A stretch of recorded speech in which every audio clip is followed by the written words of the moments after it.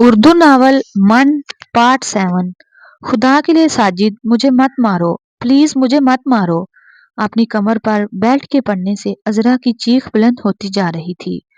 کمرے کے ایک کونے میں سہما بیٹھا التمش خوفزدہ سا اپنی ماں کو پٹتے دیکھ رہا تھا، اور یہ کوئی نئی بات نہیں تھی، یہ روز کا معمول تھا۔ اس کا باپ ذہنی مریض تھا جو روز روز اس کی ماں کو اپنے نفسیاتی پن کا نشانہ بناتا اور گھر کے سبھی لوگ خاموش تماشائی بنے یہ سب ہونے دیتے۔ جھوٹ بول کر عذرا کی ساجد سے شادی کروائی گئی۔ شجاع اور کمروز احمد کا جھوٹ کھلنے پر بھی کوئی کچھ نہیں کر سکا۔ وہ دونوں بھائی ساجد کو سمجھانے کی بجائے اسے مزید بڑھاوا دیتے اور وہ ان کی شہ پر جانور سے بھی بدتر سلوک عذرا اور التمش کے ساتھ کرتا۔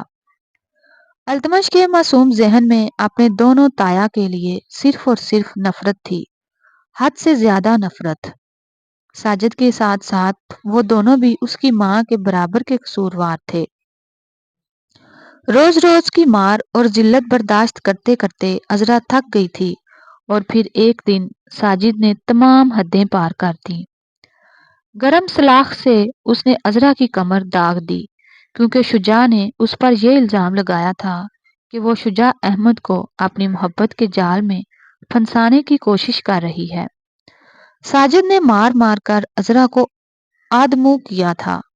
برستی بارش میں عذرا اور التمش کو ان لوگوں نے گھر سے نکال دیا۔ زخموں سے چور عذرا روڈ پر گھسیٹتی جا رہی تھی۔ وہ دونوں ماں بیٹے نہیں جانتے تھے ان کا ٹھکانہ کہاں ہوگا۔ عذرا کے باپ نے 2 شادیاں کی تھی۔ پہلی بیوی سے ان کے 2 بچے تھے، صابر اور سمینہ، جبکہ دوسری سے عذرا اور ایک عذرا کا بھائی۔ چھوٹے بھائی کے وقت عذرا کی ماں مر گئی تو وہ ستیلی ماں کے رحم و کرم پر آ گئی، اور پھر بڑے ہو کر باپ کا سایہ بھی ان سے چھن گیا۔ ساری زندگی خوشیوں کو ترستی رہیں، اور پھر ساجد کے ساتھ شادی کے بعد ان کی زندگی پہلے سے بھی بدتر ہو گئی۔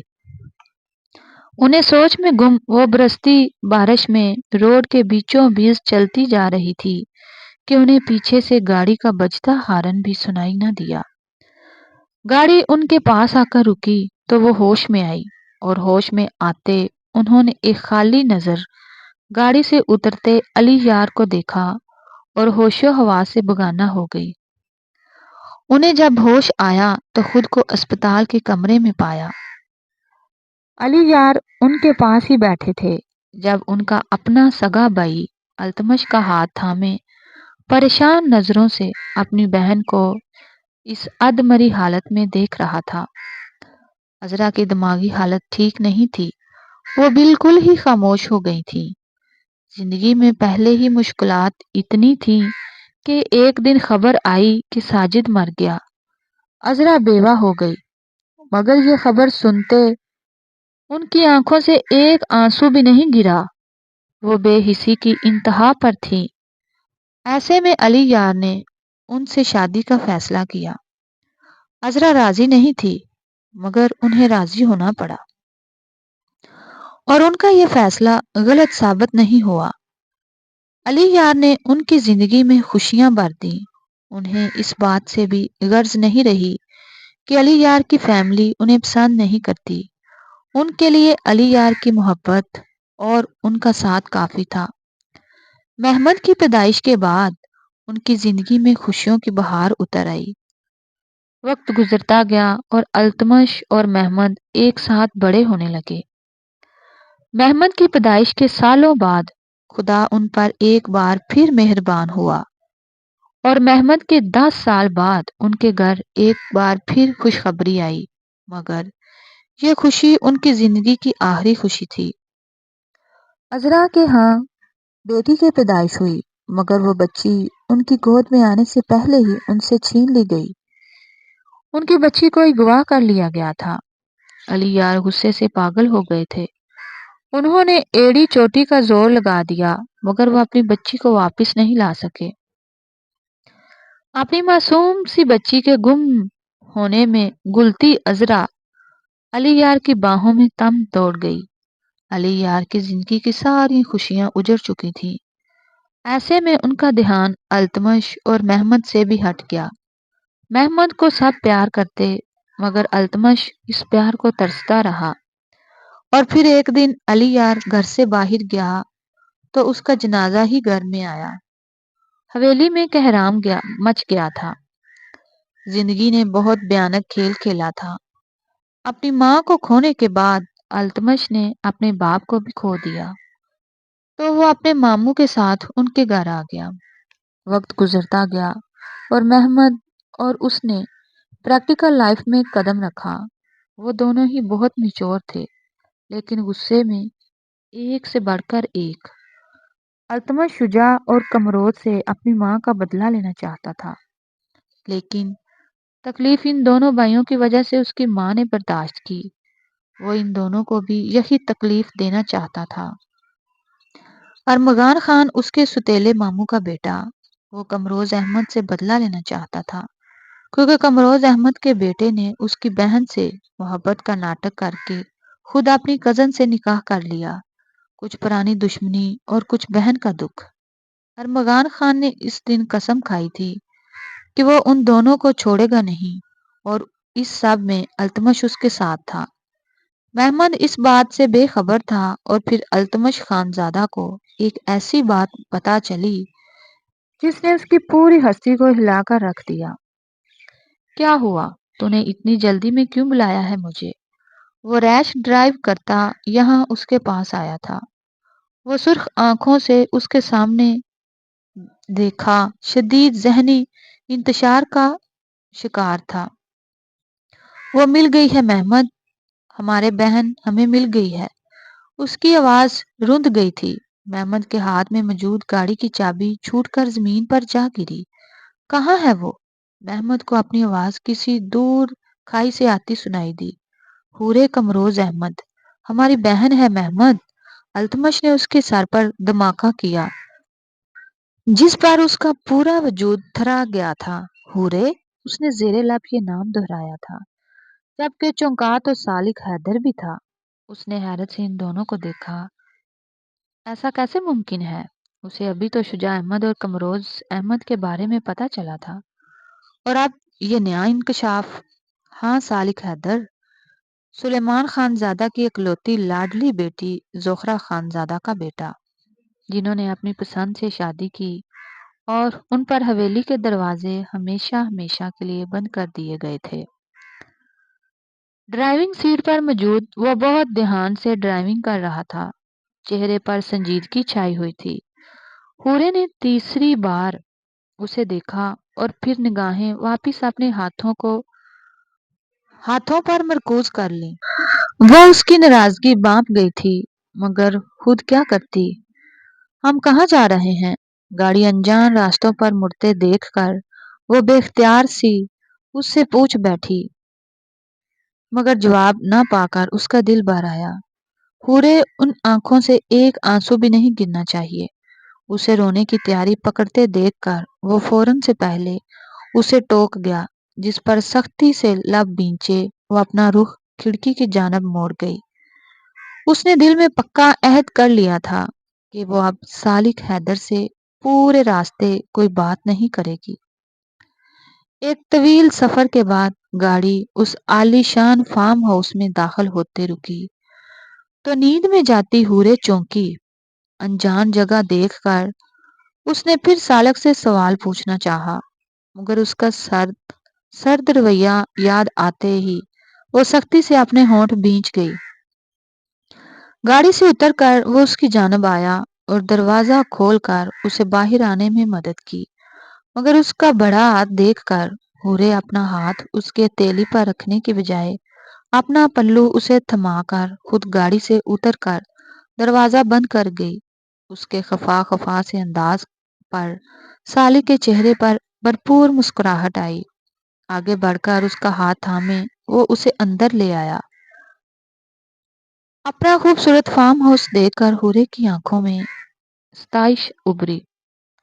اوپر دوسرا روم ہمارا ہے، آپ جائیں میں آتا ہوں، اور ہاں چینج مت کیجیے گا۔ اسے قریب کر کے کان میں سرگوشی کرتے اسے جانے کا کہتا وہ خود باہر آ گیا۔ وہ اپنی میکسی سنبھالے سالک کے بتائے کمرے میں داخل ہوئی تو کمرے کا فسوں خیز ماحول دیکھ کر اس کا دل دھڑکا۔ گلاب و موتیے سے سجا کمرہ، جہازی سائز بیڈ کے گرد گلاب اور موتیے کی سجاوٹ کی گئی تھی۔ سائڈ ریکس پر سینڈڈ کینڈلز کمرے کے ماحول کو مزید رومانوی بنا رہی تھی۔ کیسا لگا میرا سرپرائز؟ پورے کو پیچھے سے اپنے حصار میں لیتا وہ اس کے کندھے پر تھوڑی ٹکائے اس سے پوچھ رہا تھا، جو اس کی اچانک آمد پر اگلا سانس لینا بھول گئی تھی۔ وہ روم میں داخل ہوا تو اسے مبہوت سا کمرے کو دیکھتا پاتے دانتوں تلے لب دباتا وہ دروازہ لوک کرتا اسے اپنے حصار میں قید کر گیا۔ مگر اس کے یوں ساکت کھڑے دیکھ کر سالک حیدر نے اس کا رخ اپنی جانب کیا، جو سانس روکے اس کے سامنے کھڑی تھی۔ اے ہورے، ریلیکس۔ اس کے چہرے کو ہاتھوں کے پیالے میں بھرے سالک نے اس کے چہرے پر پھونک ماری۔ ہوش کی دنیا میں آتے اس نے گہرا سانس بھرا۔ غلافی آنکھوں میں نمی سی گھلی تھی، اور یہ آنکھیں ہی تو تھیں جن پر سالک حیدر دل ہار بیٹھا تھا۔ اس کے چہرے پر جھکتے سالک نے اس کی آنکھوں کو اپنے لمس سے دہکایا۔ پورے نے سختی سے اس کے کوٹ کو مٹھیوں میں بھینچا۔ سالک حیدر کی زندگی ہیں آپ، کوئی مذاق تھوڑی ہیں۔ ایسے سانسیں روکیں گی تو میں کیا کروں گا؟ اس کے دانتوں تلے دبے لبوں کو آزادی دیتا وہ اس کے گرد بازو باندھ کر اسے مزید اپنے قریب کر گیا۔ وہ اس کے سامنے تھی، پور پور اس کے لیے سجی۔ سالک حیدر کا دل آج بے ایمانی پر آمادہ تھا۔ اس کی نتھ پر ہاتھ پھیر کر وہ اس کے حسن پر مسمرائز سا ہوتا اپنی جیب سے ڈائمنڈ کا نفیس سا لوکر نکال کر اس کی گردن کی زینت بنا گیا۔ وہ اس کے قریب آنے پر سانس روک گئی تھی، اپنی گردن پر اس کا لمس اور پھر کچھ محسوس کر کے اس کے ہاتھ بے ساختہ اپنی گردن پر گئے تھے۔ رونمائی کا تحفہ ادار تھا، آج وہ ادار بھی پورا ہوا۔ اس کا ہاتھ تھامے وہ اسے لیے آئینے کے سامنے آیا، جہاں سامنے آئینے میں ان دونوں کا عکس ایک ساتھ جھلملایا۔ وہ ایک ساتھ کھڑے ایک دوسرے کو مکمل کر رہے تھے۔ یہ بہت خوبصورت ہے۔ اس ڈائمنڈ کے لاکٹ کو چھوتے وہ اس تمام وقت میں پہلی بار مسکرائی تھی، اور اس کے مسکرانے پر سالک حیدر کو اپنی دنیا رکتی محسوس ہوئی۔ آپ میرا امتحان لینے پر تلی ہیں جانم؟ اس کے کان میں سرگوشی کرتا وہ اس کا رخ اپنی جانب کر گیا۔ اس سے پہلے وہ اس کی بات کا مطلب سمجھتی، سالک اپنے کمرے سے تھام ڈریسنگ پر بٹھاتے اس کے لبوں پر جھکا۔ اس کی سانسوں کی روانی اس سے چھین گیا تھا۔ اس کی کمر پر اپنی گرفت مضبوط کرتے وہ اسے اس کی سانسوں پر اپنا تسلط جماتا ہورے کی دھڑکنوں میں شور برپا کر گیا۔ اس کی کمر کی گرد گرفت مضبوط کیے وہ دونوں ہاتھ کی مدد سے اس کے نیکلس کو اتار کر سائڈ پر کر گیا۔ اب اس کے ہاتھ اس کے کانوں میں موجود ایئرنگز اتار رہے تھے، اور اس کے ہاتھوں کے لمس کو ہورے خود میں سمٹتی جا رہی تھی۔ اس کے لبوں کو رہائی دیتا وہ اس کی تھوڑی کو اپنے لبوں سے دہکاتا اس کی گردن پر آیا تھا۔ ہورے نے بے ساختہ اس کے ہونٹوں پر ہاتھ رکھ کر اسے روکنا چاہا، جس پر مخمور نگاہیں اٹھاتے اس نے ہورے کے کپ کپاتے وجود کو دیکھا۔ شرم سے لال سرخ چہرہ، بھیگے کپ کپاتے لب، سرخ نازک وہ اس پر سالک حیدر کو اپنے حسن سے مات دے رہی تھی۔ کیا ہوا حیدر؟ اس کے سینے پر سر رکھ کر اس نے بہت الگ انداز میں اسے پکارا۔ ریلیکس جانم۔ اس کی کمر سہلاتے سالک نے اس کے سر پر ٹکا دوپٹہ اتار کر ایک سائڈ رکھا تو حیا سے وہ مزید اس میں سمٹتی۔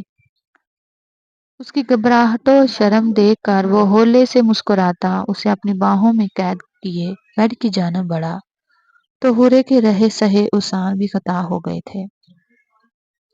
اسے بیڈ پر لٹاتے ہی وہ خود کوٹ اتار کر ایک طرف رکھتا اپنی شرٹ کے بٹن کھول کر واپس سے اس پر جھکا تھا، جو اس کے قریب آنے پر سختی سے آنکھیں میچ گئی۔ ایسے ظلم کریں گی تو بندہ کہاں جائے گا؟ اس کی کان کی لو کو لبوں سے چھوتے وہ اپنے لبوں سے چھوتا اس کی گردن تک آیا تھا۔ گردن سے ہوتا اس کی تھوڑی کو چھوتے وہ اس کی سانسوں پر قبضہ جماتے، اسے اپنی باہوں کے حصار میں لیے رفتہ رفتہ اس کی سانسیں پی رہا تھا۔ اس کی اس کے نرمی بڑے لمس پر ہورے نے اپنی باہوں کا حصار سالک کی گردن کے گرد باندھا۔ اس کی تپش، اس کی پیش قدمی پر وہ اس پر دل و جان سے نثار ہوتا اسے خود میں بیچ گیا۔ اس کی سانسوں کو آزادی دیتے اس نے مخمور نگاہوں سے اپنے رنگ برنگی ہورے کو دیکھا۔ گہرے سانس لیتی وہ اپنی سانسیں ہموار کر رہی تھی۔ اپنی شرٹ سائڈ پر رکھتے سالک نے آگے بڑھ کر کمرے میں جلتا واحد بلب بند کیا اور ہورے پر جھکتے ہوئے ایک بار پھر اسے اپنے حصار میں قید کر گیا۔ حیدر مجھے ڈر لگ رہا ہے۔ اس کی گردن میں چہرہ چھپائے وہ انجانے خوف میں مبتلا ہوئی۔ جب سالک حیدر نے اس کے ہونٹوں کو انگشت شہادت رکھ کر اسے کچھ بھی کہنے سے روکا۔ کچھ مت سوچیں، آپ کا حیدر آپ کو کچھ نہیں ہونے دے گا۔ مجھ سے کبھی ناراض مت ہوئیے گا آپ۔ رفاقت کے لمحوں میں وہ اس سے باتیں کرتی اس کا دھیان بٹانا چاہ رہی تھی۔ اس کی چالاکی سمجھتے وہ اس کی کمر کے گرد ہاتھ ڈال کر اسے اپنے سینے پر گرا گیا۔ بھلا کوئی اپنی جان سے بھی خفا ہو سکتا ہے۔ آپ مزید کچھ نہیں کہیں، بس مجھے اور میری محبت کو محسوس کریں۔ اس کی شرٹ کی ڈوریاں کھولتا وہ اسے واپس سے تکیے پر منتقل کرتا، اس کی انگلیوں میں اپنی انگلیاں الجھاتے اس کی سانسوں کو قید کر کے اسے خود میں گم کر گیا۔ کھڑکی سے جھانکتا چاند اس خوبصورت ملن پر مسکراتا، بادلوں کی اوٹ میں چھپا وہیں تاروں نے شرما کر اپنا رخ بدلا تھا۔ تمہاری ہمت کیسے ہوئی اس کے ساتھ جانے کی؟ سہیل کی آواز اس کے کانوں سے ٹکرائی تو موبائل پر اس کی گرفت مضبوط ہوئی تھی۔ تم ہوتے کون ہو مجھ سے سوال جواب کرنے والے؟ تمام ہمت جمع کرتے اس نے اس کے سوال کا جواب دیا۔ میں کون ہوتا ہوں؟ منگیتر، بس ہو گیا، میرا تم سے کوئی تعلق نہیں ہے۔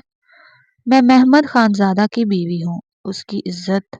اگر اب تم نے مجھے فون کیا یا مجھ سے رابطہ کرنے کی کوشش کی تو میں محمد کو تمہارے بارے میں بتا دوں گی کہ تم مجھے بلیک میل کر رہے ہو، اور یہ جان کر وہ جو حشر تمہارا کریں گے نا اس کے ذمہ دار تم خود ہوں گے۔ اس کے کھری کھری سنانے پر سہیل کو جھٹکا لگا تھا، جہاں وہ دبوسی اوزے اور اب کہاں یہ شیرنی۔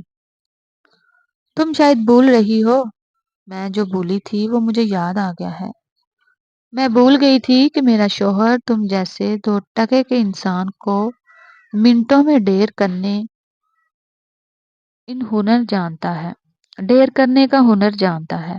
اب یاد رکھنا، میں تمہاری دھمکیوں میں نہیں آنے والی، اور اگر اپنی زندگی چاہتے ہو تو مجھ سے دور رہنا۔ گرا کر کہتے وہ بنا سہیل کا جواب سنے فون بند کر گئی۔ کال کٹ کرتے اس نے موبائل سینے سے لگایا تھا، وہ مزید اس بلیک میلنگ کا حصہ نہیں بن سکتی تھی۔ اس نے اپنے ہاتھ میں موجود موبائل دیکھا، یہ موبائل سہیل نے اسے حویلی میں دیا تھا۔ وہ اسے دھمکا کر گیا تھا کہ اگر اس نے محمد سے دوری نہیں رکھی تو وہ محمد کو جان سے مار دے گا، اور ڈر گئی تھی بہت بری طرح سے، مگر اب محمد کی ناراضگی پر اس کا دل مچل رہا تھا، اس کی محبت کے لیے، اس کی قربت کے لیے۔ اس نے سوچ لیا تھا آج کیسے بھی کر کے وہ محمد کو منا کر رہے گی۔ وہ اس سے محبت کرتا تھا اور آج وقت آ گیا تھا کہ وہ اپنی محبت کا اظہار اس سے کر سکے، مگر اب کچھ سمجھ نہیں آ رہا تھا کیا کرے اور کیسے کرے۔ محمد گھر پر نہیں تھا، وہ کب واپس آئے گا یہ بھی نہیں پتا تھا اسے۔ وہیں بیڈ پر بیٹھتے وہ محمد کو منانے کے طریقے سوچنے لگی۔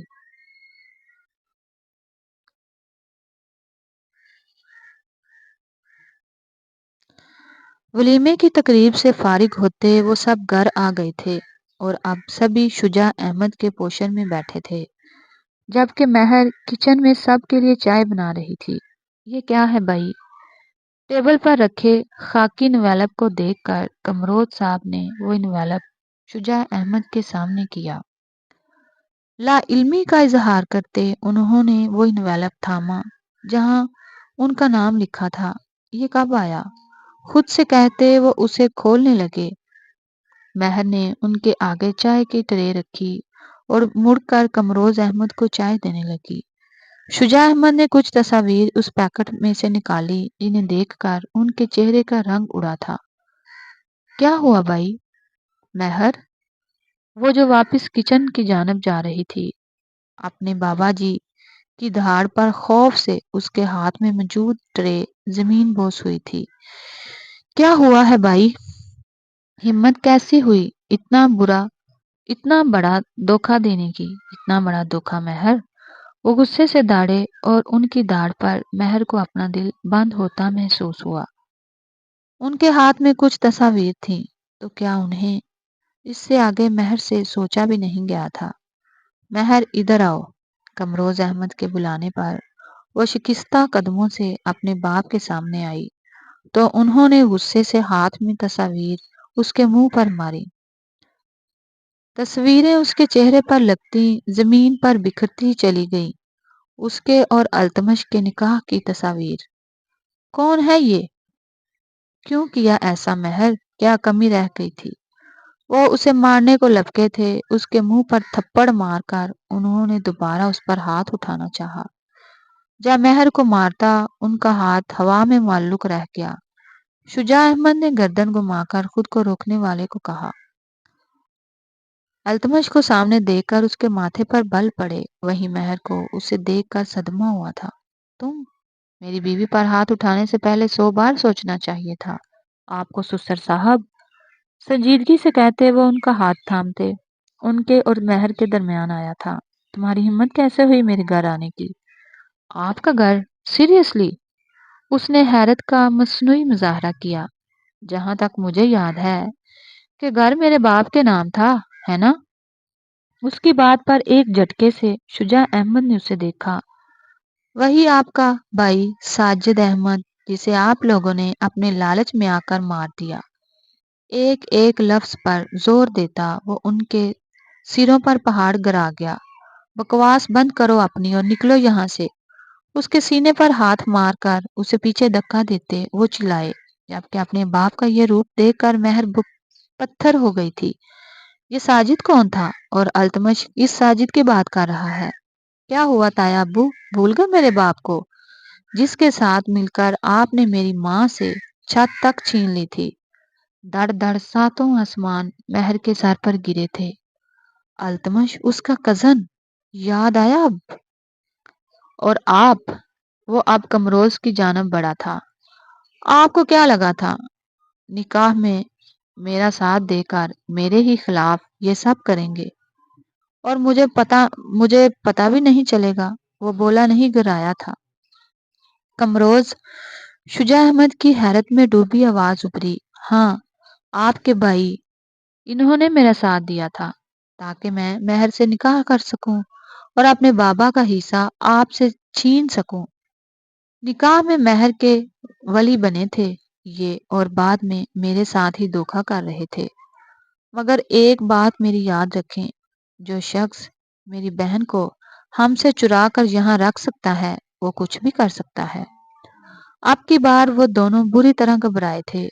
मेरी हूरे को अपने पास रखकर हमें सजा देना चाह रहे थे ना?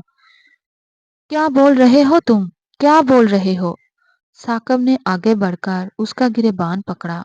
सच बोल रहा था, हूरे को अगवा किया था इन लोगों ने, मेरी बहन है वो चिल्लाया था। और ये मेरी बीवी जिसे मैं आज लेने आया हूँ। खबरदार जो मेरी बेटी की तरफ नजर उठाकर भी देखा। शुजा अहमद ने महर को अपने पीछे छुपाया। वही समरा और जमुर्द बेगम के चेहरे पर खौफ उभरा था। निकाहनामा मेरे पास है, सारे हक रखता हूँ अपनी बीवी पर। जाने दे महर को। इसके साथ शुजा साहब, जमुर्द बेगम की आवाज पर रोती महर ने झटके से सर उठाकर अपनी माँ को देखा। क्या बकवास कर रही हो? बकवास ही सही, مگر میں اپنی بیٹی کی زندگی آپ کے غلط فیصلوں کی نظر نہیں ہونے دوں گی۔ ساری زندگی آپ نے اپنے لالچ میں فیصلے کیے۔ آپ نے حورے کی شادی بھی سالک سے اس لیے کی کیونکہ اس کا تایا آپ کو بزنس میں ایک بڑا پروفٹ دے رہا تھا۔ اگر وہ نہ دیتا تو آپ کبھی وہ فیصلہ نہیں کرتے۔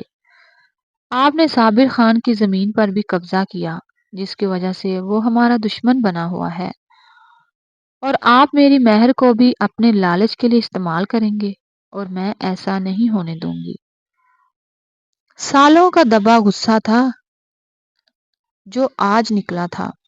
جاؤ مہر اپنے شوہر کے ساتھ، اگر تم نہیں چاہتی کہ تمہاری ماں خود کو ختم کر لے۔ امی نہیں، ان کے چھری گردن پر رکھنے پر وہ تڑپی۔ امی چلی جاؤ تم مہر گل، چلی جاؤ یہاں سے، کیونکہ اگر آج تم نہیں گئی تو یہ نکاح باقی نہیں رہے گا، نہ تمہاری خوشیاں۔ نہیں امی، اپنی بیوی کو لے کر جا رہا ہوں۔ اگر کوئی بیچ میں روکنے آیا تو سارے ثبوت کل پولیس کو مل جائیں گے۔ دھمکی دیتا وہ مہر کا ہاتھ تھامے آگے بڑھا جس پر وہ تڑپی تھی۔ نہیں، میں نہیں جاؤں گی۔ بابا، اس نے تڑپ کر اپنے باپ کو دیکھا جو ایک طرف خاموشی سے کھڑے تھے۔ اسے دھچکا لگا تھا۔ وہ ایک خود غرض انسان تھے جنہیں صرف دولت روپے سے مطلب تھا۔ اپنی انا کی تسکین کی خاطر انہوں نے حورے کو اغوا کیا اور اسے ساری زندگی دبا کر رکھا، اور سب بھی پکڑے جانے کے باوجود وہ خاموش کھڑے تماشا دیکھ رہے تھے۔ مجھے زبردستی کرنے پر مجبور مت کرے مہر، سنجیدگی سے کہتا وہ اس کا ہاتھ تھامے اس گھر سے نکلتا چلا گیا، اور وہ اس کے ساتھ گھسیٹتی چلی گئی۔ گاڑی میں اس کے پہلو میں بیٹھی وہ مسلسل روتی سسکتی التمش کا امتحان لے رہی تھی۔ لب بھینچے وہ خاموشی سے گاڑی ڈرائیو کر رہا تھا۔ ابھی وہ جس حال سے گزر رہی تھی اس کا چپ رہنا ہی بہتر تھا۔ موڑ کاٹتے گاڑی اس کے اپارٹمنٹ کی حدود میں داخل ہوئی تو التمش نے ایک نظر اپنے پہلو میں بیٹھی مہر کو دیکھا جو ولیمے والا ہی ڈریس پہنی ہوئی تھی، جبکہ رونے سے آنکھوں کا کاجل پھیل گیا تھا۔ گاڑی پارک کرتا وہ گاڑی سے اترتا اس کے پاس آیا جو ابھی تک رونے کا شغل فرما رہی تھی۔ مہر باہر آئے، سنجیدگی سے کہتے اس نے اپنا ہاتھ مہر کے سامنے پھیلایا، جسے مکمل نظر انداز کرتے وہ گاڑی سے اتر کر اس کے پہلو سے نکلتی چلی گئی۔ التمش نے غصے سے مٹھیاں بھینچ کر اس کا یہ رویہ برداشت کیا اور گاڑی سے اس کا سامان نکالنے لگا جو زمرد بیگم پہلے سے ہی اس کے حوالے کر چکی تھی اور اس سے جان چھڑوانا چاہتی تھی، کیونکہ مہر ان کی سوتیلی بیٹی تھی۔ یہ وہ راز تھا جو وہ مر کے بھی مہر کے سامنے نہیں کھول سکتا تھا، پہلے ہی اپنے سگے رشتوں کو بھیانک روپ دکھا چکا تھا۔ اب یہ سچ اسے ہلا کر رکھ دیتا۔ گہرا سانس لیتے خود کو پرسکون کرتا وہ اس کے پیچھے آیا کہ ایک کونے میں کھڑی تھی۔ بنا کچھ کہے التمش نے اس کا ہاتھ تھاما اور اسے لیے اندر بڑھا تھا۔ لفٹ کے ذریعے وہ اپنے فلور پر آیا جبکہ مہر کا ہاتھ ہنوز اس کے ہاتھ میں موجود تھا۔ نہ اس نے ہاتھ چھڑایا نہ اس نے چھوڑا۔ ڈور لاک کرتا وہ اسے اندر لے آیا تھا۔ مہر نے فوراً سے اپنا ہاتھ اس کی گرفت سے الگ کیا، جس پر التمش نے ایک نظر اسے دیکھا اور پھر دروازہ لوک کر کے اپنا کوٹ اتار کر صوفے پر پھینک کر خود صوفے پر بیٹھتے اپنے کف کھول کر آستین اوپر چڑھا گیا۔ یہاں آ کر بیٹھ جائے مہر، اسے سو سو کرتے دیکھ کر اس کا دل تھوڑا نرم ہوا تھا، ورنہ اس کے باپ کی وجہ سے مہر پر بھی وہ غصہ تھا۔ مجھے نہیں آنا آپ کے پاس، آپ بالکل بھی اچھے نہیں ہیں۔ ہاتھ کی پشت سے آنسو پونچھتے وہ غصے سے چلائی، اس پر التمش کے ماتھے پر بل پڑے۔ اپنی جگہ سے اٹھتا وہ اس کے سامنے آ کر کھڑا ہوا۔ اس کے قریب آنے پر وہ بدک کر پیچھے ہوئی، مگر اس کے کمر کے گرد ہاتھ باندھ کر اسے اپنے قریب کھینچتے التمش نے اس کی یہ کوشش ناکام بنائی تھی۔ میرے ہی گھر میں میرے ہی نکاح میں ہو کر مجھ سے ہی پنگا لینا آپ کو بھاری پڑ سکتا ہے مسز التمش۔ اس کے بھیگے گال سے اپنا گال رگڑتا وہ مہر کو ساکت کر گیا۔ یہ کیا؟ اس سے پہلے وہ اپنا جملہ مکمل کرتی التمش جھک کر اس کے لبوں کو چھوتے پیچھے ہوا اور اس کے اس عمل پر مہر کی آنکھیں بڑی ہوئی تھی۔ پورے جسم میں کرنٹ سا دوڑا تھا۔ تمہاری ہمت کیسے ہوئی یہ واہیات؟ اس سے پہلے وہ اپنی بات پوری کرتی اس کے بالوں میں ہاتھ پھنساتے، وہ اس کی کمر کے گرد اپنی گرفت مضبوط کر کے اسے اپنے قریب کرتا، اس کے لبوں پر جھکتا، اس کے لفظوں کو پی گیا، اس کے حصار میں قید ہو کر وہ بے بس سا مزاحمت کرنے کے قابل بھی نہیں رہی تھی۔ اس کے ہونٹوں کا جام پیتے وہ مدہوش سا اس کے وجود پر چھا گیا۔ مہر نے سختی سے اپنی آنکھیں بند کی، جبکہ التمش مدہوش سا اس کے چہرے پر جھکا اپنی منمانیوں پر اتر آیا تھا۔ مہر نے پوری طاقت لگا کر اسے خود سے دور کرنا چاہا مگر ناکام رہی۔ جتنا دور کرنا چاہیں گی اتنا ہی پاس آ جاؤں گا، پھر شکایت بھی آپ کو ہوگی۔ اس کی کمر پر گرفت مضبوط کرتے وہ زومانی لہجے میں کہتا مہر کو آگ لگا گیا۔ پوری قوت سے اسے پیچھے دھکیلتی وہ اس کے پہنچ سے دور ہوئی۔ بس بہت ہو گیا، سمجھ کیا رکھا ہے آپ نے مجھے؟ کوئی کھلونا ہوں میں جو پہلے اٹھا کر اغوا کر لیا اور اب یہ سب؟ کیا لگتا ہے اس طرح میرے باپ کو میرے سامنے برا بنا کر پیش کریں گے تو میں مان لوں گی؟ ہوں گے وہ دنیا کی نظر میں برے، مگر میرے لیے وہ میرے بابا ہیں، آئی سمجھ؟ پاس رکھے واز پر ہاتھ وہ اسے زمین بوس کر گئی۔ مہر، کیا مہر؟ ہاں کیا مہر؟ آپ تو خوش ہوں گے نا التمش صاحب کہ آپ کے دشمن کی بیٹی خود کو بے بس محسوس کر رہی ہے۔ وہ تکلیف میں ہے۔ آنسو لڑی کی صورت میں اس کا چہرہ بھگو رہے تھے۔ التمش کے دل خنجر سا چلا تھا۔ مہر، خبردار جو اپنی زبان سے میرا نام بھی لیا۔ انگلی اٹھا کر اسے وارننگ دیتے وہ پیچھے ہوتے دوار سے جا لگی۔ التمش نے سنجیدگی سے اسے دیکھا۔ اگر اس کی جگہ کوئی اور ہوتا تو وہ کب کا اسے اچھے سے سمجھا چکا ہوتا کہ التمش خانزادہ سے اس طرح بات کرنے کا انجام کیا ہوتا ہے۔ میں نے آپ کا کوئی فائدہ نہیں اٹھایا ہے، میرا مقصد صرف تمہاری حفاظت۔ ایسے کرتے ہیں آپ سب کی حفاظت؟ ان سے نکاح کر کے اس کے ساتھ یہ گند؟ کچھ کہتے کہتے اس نے سختی سے اپنے لب آپس میں بینچے۔ اچھا ٹھیک ہے نا، نہیں سننا چاہتی نا تو مت سنو، لیکن خدا کے لیے رونا بند کرو۔ وہ جنجلاہٹ کا شکار ہوا تھا۔ نفرت کرتی ہوں میں آپ سے، نفرت۔ التمش غصے سے کہتی وہ بھاگ کر سامنے والے کمرے میں بند ہوئی تھی۔ التمش نے گہرا سانس بھر کر اپنے ماتھے پر بکھرے بال پیچھے کیے۔ اب ایک نیا مرحلہ شروع ہو گیا تھا۔